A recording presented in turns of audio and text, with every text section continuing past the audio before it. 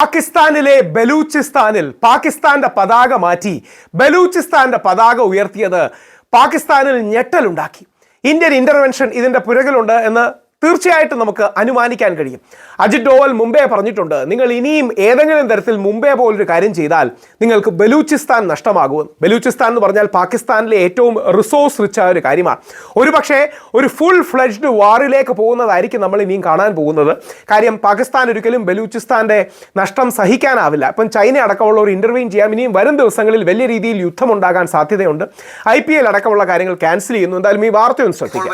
ഒരു ദൃശ്യം അത് വളരെ പ്രാധാന്യമുള്ളതാണ്. ആ ദൃശ്യങ്ങളിലേക്കാണ് ഇനി പോകുന്നത്. പാകിസ്ഥാനിലെ ബലൂചിസ്ഥാനിൽ BLA പാകിസ്ഥാന്റെ കൊടികൾ താഴ്ത്തിക്കൊണ്ട് BLA ബലൂചിസ്ഥാൻ ലിബറേഷൻ ആർമിയുടെ കൊടികൾ ഉയർത്തുന്നതാണ്. അത് ഇന്നലെ ആ വാർത്തകൾ വന്നിരുന്നതാണ്. അതിന്റെ ദൃശ്യങ്ങൾ കൂടിയാണ് ഇപ്പോൾ പ്രേക്ഷകരോട് പങ്കുവെക്കുന്നത്. അവിടുത്തെ ഏറ്റവും പ്രധാനപ്പെട്ട ബലൂച്ച് നേതാക്കളുടെ പ്രതികരണം എങ്ങനെയാണ്? Dear world, smile and feel proud that you are with Balochistan, a nation with 1000 years of mega civilisation എന്നാണ്. അങ്ങനെ പാകിസ്ഥാന്റെ അടിച്ചമർത്തലിനെതിരെ ഒരു ജനത മുഴുവൻ പോരാടുന്നു, അല്ലെങ്കിൽ ഞങ്ങൾക്ക് സ്വാതന്ത്ര്യം വേണം എന്ന നിലപാടുമായിട്ടാണ് ബലൂചിസ്ഥാൻ കഴിഞ്ഞ കുറെ കാലങ്ങളായി, അതായത് 70കളിൽ തുടങ്ങിയ സ്വാതന്ത്ര്യ പ്രക്ഷോഭങ്ങൾ, അത് പിന്നീട് 2000 മുതൽ ഇങ്ങോട്ട് ബലൂചിസ്ഥാൻ ലിബറേഷൻ ആർമി എന്ന സംഘടനാ രൂപത്തിലേക്ക് കടക്കുന്നു, സായുധ പോരാട്ടത്തിലേക്ക് കടക്കുന്നു. കൊച്ചിയിലടക്കം ഒട്ടേറെ ആക്രമണങ്ങൾ ലിബറേഷൻ ആർമി നടത്തുന്നത് കണ്ടതാണ്. കഴിഞ്ഞ ദിവസങ്ങൾക്ക് മുൻപ് പാകിസ്ഥാന്റെ സൈനിക വാഹനങ്ങൾ തകർക്കുന്ന ദൃശ്യങ്ങൾ അടക്കം പുറത്തുവിട്ടുകൊണ്ടാണ് പാകിസ്ഥാന് വലിയ തലവേദന. ബലൂചിസ്ഥാൻ എന്നാൽ പാകിസ്ഥാനിലെ ഏറ്റവും വലിയ പ്രവിശ്യയാണ്, ജനസംഖ്യയുടെ കുറവാണ്, പക്ഷേ ഒരുപാട് സംവിധാനങ്ങളൊക്കെ ഉള്ള ഇടമായതുകൊണ്ട് പാകിസ്ഥാനെ സംബന്ധിച്ച് ഏറ്റവും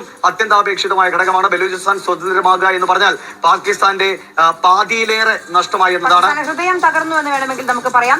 ഈ ബലൂച്ച് ലിബറേഷൻ ആർമി ഇന്ന് അവർ പ്രഖ്യാപിച്ചിരിക്കുന്നത് ഏറ്റവും തന്ത്രപ്രധാനമായ ക്വറ്റ അവരുടെ നിയന്ത്രണത്തിലായി കഴിഞ്ഞു എന്നുള്ളതാണ്.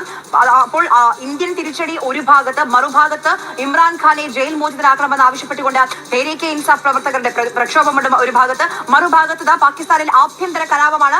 BLA Balochistan liberation army Quetta അവരുടെ നിയന്ത്രണത്തിലായി എന്ന് പറയുന്നു. പാകിസ്ഥാന്റെ പതാക താഴ്ത്തിക്കൊണ്ട് ബലൂച്ച് ലിബറേഷൻ ആർമിയുടെ BLAയുടെ പതാക ഉയർത്തുകയാണ്. പല തരത്തിൽ പാകിസ്ഥാൻ വലയുകയാണ്. ഒരു വലിയ ചക്രവ്യൂഹത്തിൽ ഇപ്പോൾ പാകിസ്ഥാൻ അകപ്പെട്ടിരിക്കുകയാണ് എന്ന് വേണമെങ്കിൽ നമുക്ക് ഈ ഘട്ടത്തിൽ പറയാം.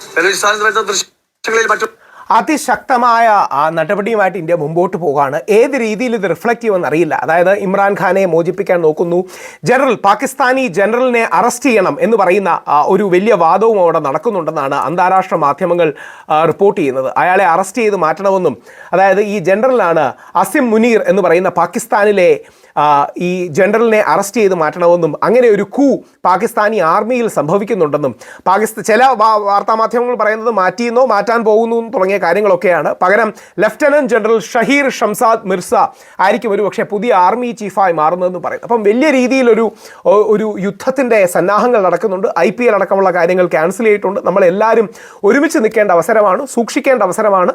പാകിസ്ഥാൻ്റെ അടക്കം ഒരുപാട് ഇൻ്റർവെൻഷൻസ്, ഇന്ത്യയിലടക്കം ആക്രമണങ്ങളും മറ്റു കാര്യങ്ങളും ഒക്കെ ഉണ്ടാകും. അതിനെതിരെ പ്രതിരോധിക്കാൻ ഒരു രാജ്യമെന്ന നിലയിൽ ഒരുമിച്ച് നിൽക്കാൻ നമുക്കാകട്ടെ. നമ്മുടെ രാജ്യം കഴിഞ്ഞ പല ദശാബ്ദങ്ങളില്ലാത്ത അതിസങ്കീർണമായ ഒരു അവസ്ഥയിലൂടെയാണ് കടന്നു പോകാൻ പോകുന്നത്. ഏത് നിലയിലേക്ക് കാര്യങ്ങൾ മാറി മറിയുമെന്നറിയില്ല. അതുകൊണ്ട് ബലൂചിസ്ഥാൻ അടക്കമുള്ള ഇൻ്റർവെൻഷൻ വന്നാൽ പാകിസ്ഥാൻ്റെ ഭാഗത്തു നിന്ന് വലിയ രീതിയിൽ ഏതെങ്കിലും സ്റ്റെപ്പ് ഉണ്ടാകും. ഇന്ത്യൻ സൈന്യം സുസജ്ജമാണ്, ഇന്ത്യൻ ജനത സുസജ്ജമാണ്. നമ്മുടെ രാജ്യം ഒരുമിച്ച് നിന്ന് നമ്മുടെ രാജ്യത്തിൻ്റെ കക്ഷി രാഷ്ട്രീയ ജാതി മത ഭേദമന്യേയുള്ള എല്ലാ കാര്യങ്ങളും വിട്ടുകൊണ്ട് ഒരുമിച്ച് നിന്ന് ഈ പോരാട്ടത്തിൽ നമുക്ക് ഇന്ത്യയോടൊപ്പം നിൽക്കുകയും ഇന്ത്യ ഉദ്ദേശിക്കുന്ന സ്ട്രാറ്റജിക് ഗോൾസ് എന്തോ അതെല്ലാം വിജയിക്കാൻ സാധിക്കും എന്ന് നമുക്ക് പ്രതീക്ഷിക്കുകയും ചെയ്യാം. ജയ് ഹിന്ദ്.